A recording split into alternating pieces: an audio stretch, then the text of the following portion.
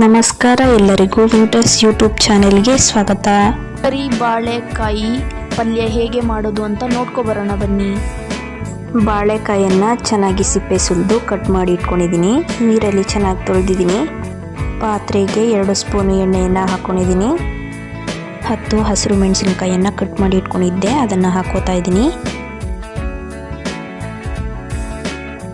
3 ಈರುಳ್ಳಿಯನ್ನು ಹಾಕೋತಾ ಇದ್ದೀನಿ.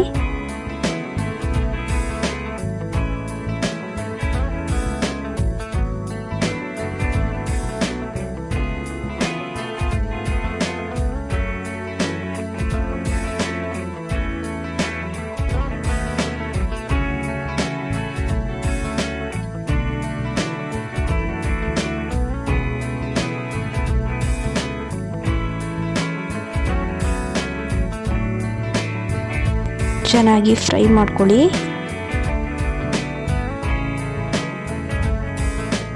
ಕಾಲು ಸ್ಪೂನು ಅರಿಶಿಣದ ಪುಡಿಯನ್ನು ಹಾಕೋತಾ ಇದ್ದೀನಿ.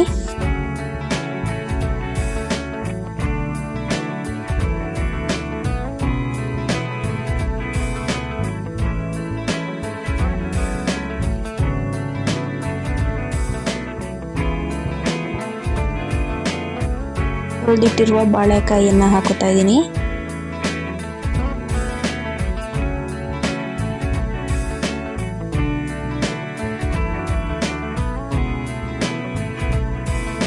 ಚೆನ್ನಾಗಿ ಮಿಕ್ಸ್ ಮಾಡ್ಕೊಳ್ಳಿ.